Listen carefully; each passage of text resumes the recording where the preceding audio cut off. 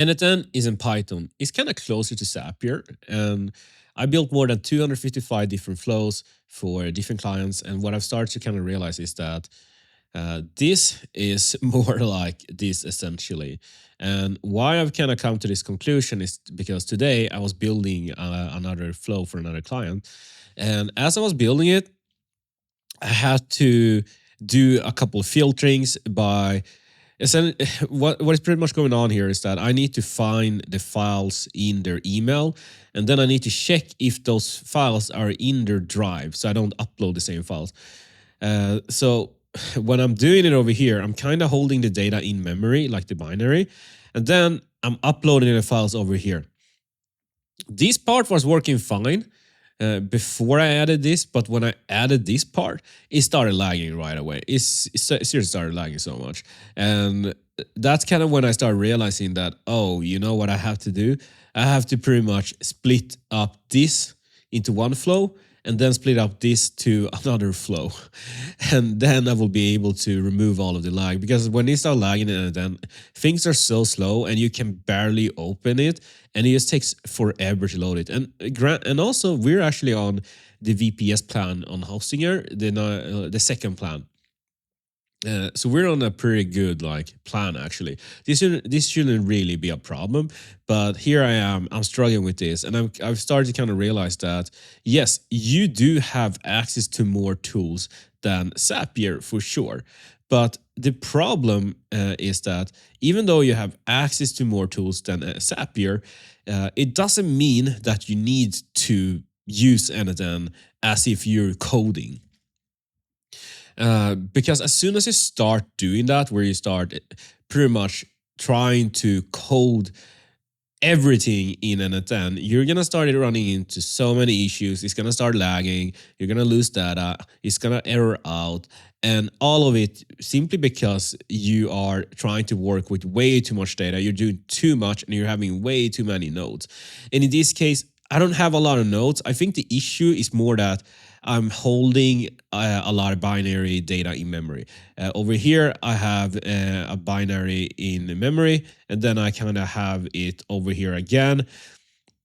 And if I have 6 different files, then that's 6, let's say 6 megabyte in memory that I'm looping through here until it's done. That is gonna be so much lag. And right now, I was only working with one file. I'm probably going to split this up in 2 flows. As you can see here, this is what I'm gonna do, and this is gonna be its own flow, because this is really not gonna work. But however, before I do that, I'm going to just make sure that this works with the client's work, and then eventually when I see that it works, then I'm gonna split this up. And I'm only mentioning this because I keep seeing people trying to do a lot with n8n. They keep thinking that, oh, I'm gonna scrape Google Maps, and I'm gonna scrape, I don't know. Some people are serious, like, I'm gonna scrape 10K rows from Google Maps with n8n. That is seriously not gonna work. You're gonna run into so many issues. It's just gonna lag, and it's not gonna work. And how do I know that? Because I've done that. I did that. I made a scraper that was scraping through 33K zip codes for a client. I made it work, but hey, the workaround to make this work, it was rough. You had to have one main tool that will control it all, which meant that I couldn't run a workflow with a cron. That didn't work at all. What I had to do in this case is that I had to have another flow that will check this flow if something was running, and if nothing was running, it will then run this. And if something was running, it will then do nothing. And that's essentially how I had to set it up. Plus, on top of it, all the other flows that were running at the same time, they couldn't run, which meant that I had to have one main flow, a controller, and this flow will pretty much run each flow once. And you can pretty much understand that this is super inefficient because you're running this flow once, and then you're running the next one, and then you're running the next one, and then you're running the next one, and then you're running this one again. It takes a lot of time to do that. But that's pretty much what we had to do. This is kind of a lower tier of the queue mode that you have with n8n. So you do have queue mode with Redis.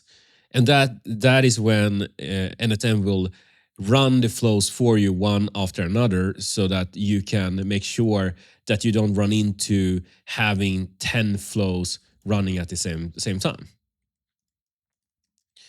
And that's kind of where, if I show you queue mode n8n, they do configure queue mode. And this is, they will pretty much go through how it works. But as you see here, it will have workers pretty much, and it will then run each flow one at a time just to make sure that you don't have 10 flows running at the same time. Because when I was scraping these many zip codes, I was cleaning the data at the same time in another flow, and I was sending out emails in another flow. I was doing a lot of things, and that was one single automation for that client. Then he wanted to add an Instagram automation as well on top of it. And when we added Instagram automation, that's when things really started going bad, because that's when I realized that, yeah, this is not really meant for this. You shouldn't really be trying to run multiple scrapers inside n8n. At minimum, you can run one, but if you're going to run it, it should only have run 50 items at a time. Because if you have 50 items, and the way we were scraping posts, so for 50 items, we were maybe scraping 10 posts. So that's 500 items in memory, right? 500 items in memory that is holding, and that is a lot. And with that, you're gonna start seeing lag. Plus, if you're scraping a lot of items at the same time, which some zip codes could bring 100 businesses, and some can bring 10. It just depends. But you can probably understand that if you have 1,000 items in memory at the same time, n8n is gonna start crashing. And that's kind of the biggest lesson I learned from using n8n. That, hey, look at n8n the same way you will look at Zapier. You wouldn't really try to scrape a lot of data with Zapier. You kind of understand that Zapier is a low, no code thing where you can transfer or do something with the data and send it over somewhere else, pretty much over here, and then maybe send it here. And that's kind of really it. With n8n, you have access to more tools to do the same thing. And you can have more runs, which is something of a problem over here because you don't have as many runs in a month, actually. And if you approach it that way, you will pretty much understand that, okay, if the thing we want to do, how much data are we going to hold in memory? And does it make sense to create it in n8n? And if you can tell right away that, hey, we're going to hold and scrape a lot of data, this doesn't really make sense, maybe we should start looking at using Python or some sort of code instead. That is probably the better way. Because, for example, let's say you want to transfer leads from one place to another. That's perfect, because oftentimes that's essentially maybe 10 leads or one lead, for example, that you then go from this place, and then you want to insert it into, let's say, GHL, go high level pretty much. And that's kind of really it. It's not a lot more going on, you know? And with that, it's going to work perfect, because it's not a lot of data you're holding in there. You're kind of sending it from one place to another. Super simple. You will probably create the same solution in Zapier, but when you start leaning into, oh, we're gonna create the most craziest thing ever in n8n, some people will create some things that you can kind of understand that this is not really gonna work, and they're not gonna start seeing the problems in the start, but they are going to see the problems eventually, because once they start putting it into production, that's when they're going to start realizing, oh, this doesn't work. Because number one, you're either going to have these people that are going to build one massive workflow, and it's just going to be so big that it's not going to run at all, or you're going to have the smarter people which are going to build a lot of smaller ones. So these are one automation pretty much. But when you start running all of these three, what is going to happen is that you're going to see lag no matter what, and that's kind of really it. And with that lag, you're going to have to figure out, okay, we need to now somehow decrease the amount of work we're doing in one flow and then another and another. That's probably how you're going to solve it for it. And then then some people might go, well, what if we upgrade our server? What if we get a bigger GPU or more power? That will help surely. And it's just like, no, it won't really help, because I looked into it. I looked so damn deep into it, because I hate migrating clients work to another place, because it's so much work, like moving over their what is it called, their initial work from one cloud to another cloud.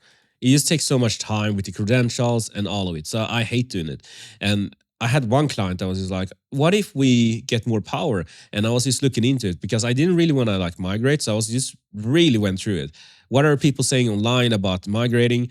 What does it actually fix the problem? And eventually I arrived at the point where it was just like, no, it's not really going to fix the problem, because the problem is not really the power. The problem is that you're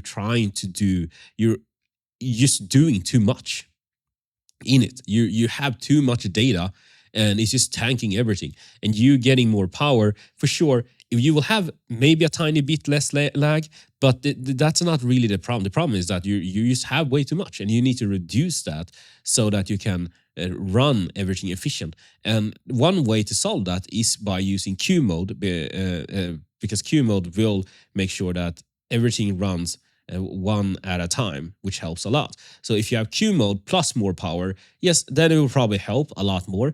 But even then, if you have 1,000 items in memory, it doesn't really matter, because that's 1,000 items in memory. And if you add on top of it binary items, which oftentimes add megabytes of space, then believe me, no Q mode is going to save you, because even if you're holding 20 binary items, you can probably start telling that it start lagging most of the time. You can start telling that, okay, we're holding too many items, because each binary item is held in memory in different places. And in this code, if the binary item is, you have 20 here and then you have another 20 there, it's gonna then in that case you have 40 items that are binary in memory. And so the solution really is to move towards the idea of, hey, n8n is perfect to exchange for Zapier, and we will do the smaller builds, the smarter things that will help our business in the most simplest terms. Yeah, pretty much. But we won't really go ahead and try to build out a code base in it and then hoping that this will work. And another thing that I also realized while I've been building a lot is that if you use a lot of code nodes, that is also gonna require a lot of compute. Because that's also something they mentioned in the forums, that you should probably avoid using these code nodes. You shouldn't really be using them. Use them sparingly. And that's because they just use more. And if you use a lot of code nodes all over the place, you're using even more compute. And that's also leading to lag. And I'm only saying this because I've built a lot for different clients, and I do this constantly. I do this all the time for all different clients, and because of that, I'm pretty much seeing the patterns. I'm seeing what actually makes sense and where it kind of stops, what kind of mobility we have in terms of building these things out. And because of that, I can pretty much say that, hey, some things just doesn't make sense. You can try it out, but I can pretty much guess where you're gonna end up, and you're gonna end up in a place where you're just trying to manage this, and you will try to upgrade. You will try to do a lot of different things, and eventually you will realize that, okay, this doesn't work, and then you will maybe go, okay, we have to code this out. And then maybe that's better. I will say with scraping data, I will just use what is called anti-gravity. I mean, you can use cloud code for that. That's safe. I wouldn't really use cloud code for things that are supposed to be in production that you yeah, that are more important. But scraping Google Maps, you can trust the code that, hey, we're just scraping the data, and it shouldn't really mess that up too hard. And I'm only saying that because a lot of people are using a cloud code to code without really understanding what is happening in the code. And one thing that these code tools, AI, do is that they do repeat a lot of code, and a lot of code is not really that good. And that's kind of the what is the control you hand over to these tools, right? Because it will write the entire code for you, but you won't know what the code does. You don't even know how to break it down. Versus how I can approach it is that I will essentially use cloud code to write out the idea, the solution, what does it look like, get it approved, and then build it out myself in n8n, where I know what I'm doing and why things are as they are, which means that I can solve the problem at hand and I can change things on the fly. When I build with cloud code and I just let it go ham with, I don't know, 10 agents, I have no clue where to look at things. I have no clue what is done, why things are as they are.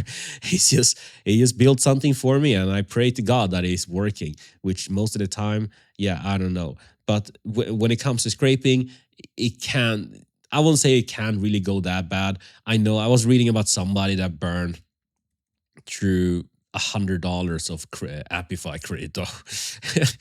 Yeah, so that's kind of the things, because yeah, it will do a lot of random things where it's just like, oh, why did you burn through $100 credit score credits, yeah, not credit score credits, and he's just like, oh, sorry about that, it was a mistake, and you're sitting there, damn man, like you burned through money right now.